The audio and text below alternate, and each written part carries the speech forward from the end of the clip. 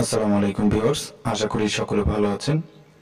আজকের যে বিষয়টি নিয়ে আলোচনা করতে চাচ্ছি, আপনার যে স্বপ্নের বাড়িটি নির্মাণ করবেন, তো আপনার বাড়ির খরচ সম্পূর্ণটাই আপনারই বহন করা লাগবে। শুধুমাত্র আমরা আপনাকে পরামর্শটি দিতে পারবো। তো আপনার বাড়িটি কিভাবে করবেন, খরচ কত টাকা হবে, তো সেটি সম্পূর্ণ আপনার হিসাবের উপর ডিপেন্ড করবে। তো আশা করি সম্পূর্ণ ভিডিওটি যদি আপনি দেখেন এবং সম্পূর্ণ কথাগুলো যদি আপনি শোনেন, তো বাড়ি করার ক্ষেত্রে কি কি করণীয় এবং আপনার হিসাব কিভাবে মিলাবেন বাড়ি করার সময়, তো সেই বিষয়ে খুব সহজে বুঝতে পারবেন। তো এই যে বাড়িটি দেখতে পাচ্ছেন, এই বাড়িটির বিষয়েও জানিয়ে দেওয়া হবে কত টাকা খরচ হবে আপনার এভাবে বাড়ি নির্মাণ করার জন্য। তো ভিউয়ার্স, আপনি যদি আমার চ্যানেলে নতুন হয়ে থাকেন তো চ্যানেলটি সাবস্ক্রাইব করে নেবেন, এবং যদি নিয়মিত সদস্য হয়ে থাকেন আমার চ্যানেলের তো অনেক অনেক ধন্যবাদ। তো দেখতে পাচ্ছেন এই বাড়িটি ব্রিক ফাউন্ডেশনের করা হয়েছে। তো এই বাড়িটি করার জন্য কত টাকা খরচ হয়েছে এবং কমপ্লিট করতে কত টাকা খরচ হবে সেই বিষয়েও এই ভিডিওর ভেতর আলোচনা করব। তো আপনি যদি বাড়ি করার জন্য ফ্লোর প্ল্যান করে নেন, অর্থাৎ ড্রয়িং করে নেন, তো সেই ক্ষেত্রে আপনার ড্রয়িং এর উপরও ডিপেন্ড করবে খরচের হিসাবটি। তো আপনি যদি সহজ ড্রয়িং করে নেন তো সেই ক্ষেত্রে আপনার খরচটিও কম হবে। যদি আপনি ডিজাইনটি বাড়িয়ে ফেলেন, স্কোয়ার ফিটে বাড়িয়ে ফেলেন, তো সেই ক্ষেত্রে অবশ্যই আপনার খরচটি বেড়ে যাবে।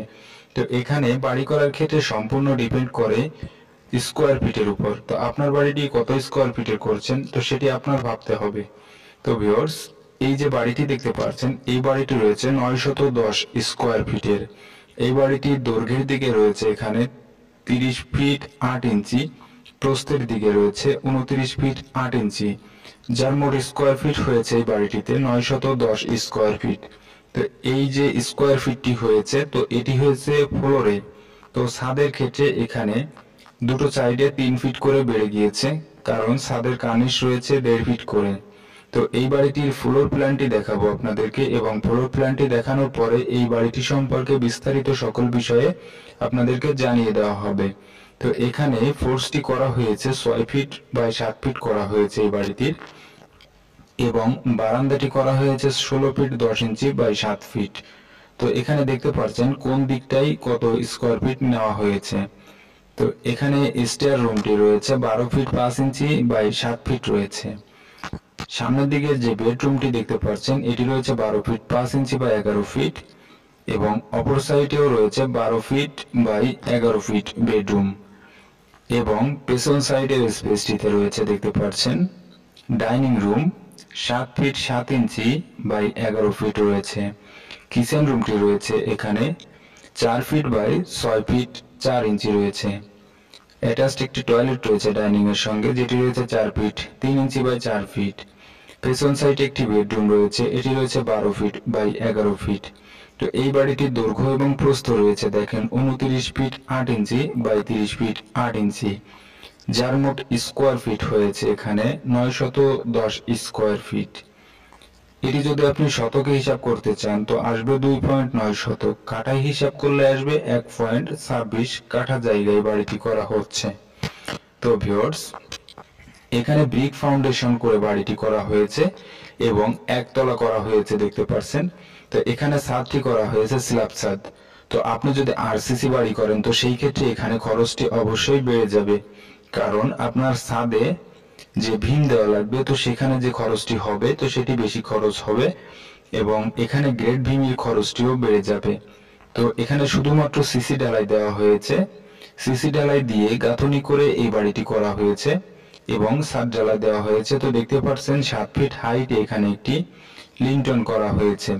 এখানে যে সিঁড়িটি করা হয়েছে দেখতে পাচ্ছেন, সিঁড়ির নিচের যে স্পেসটি এখানে এখানে একটি টয়লেট করা হবে, যেটি কমন ভাবে ইউজ করার জন্য, যেটি আপনাদেরকে ফ্লোর প্ল্যানে দেখানো হয়নি।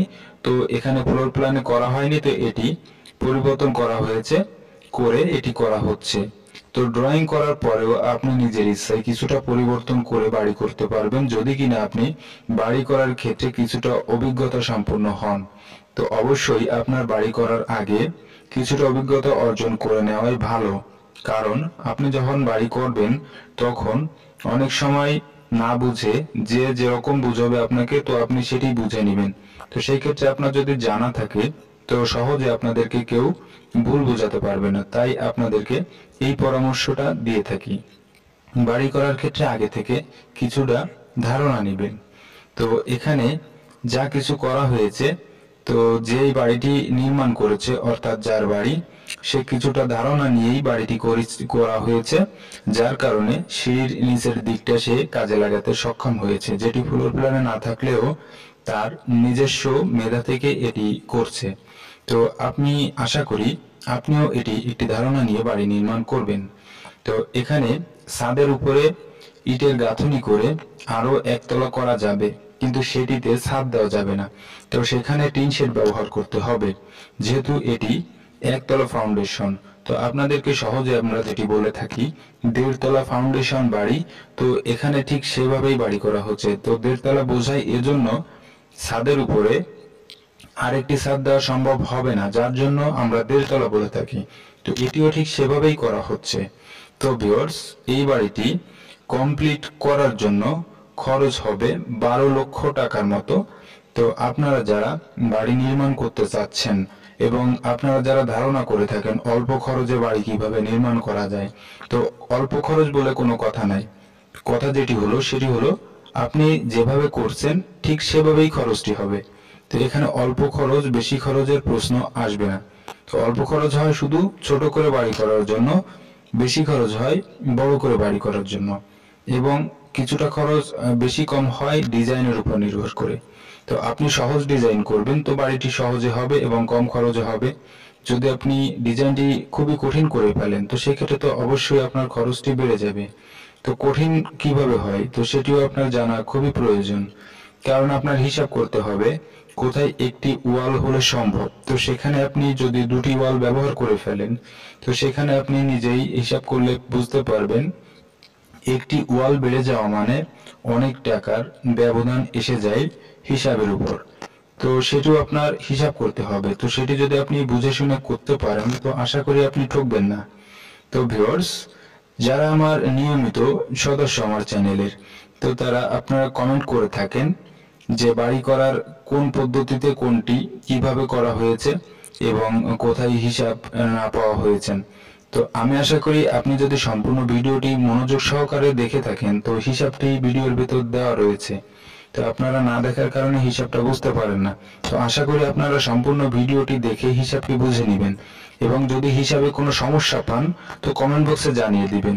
আপনাদের কমেন্টের যথাযথ উত্তর দেওয়া হয়ে থাকে।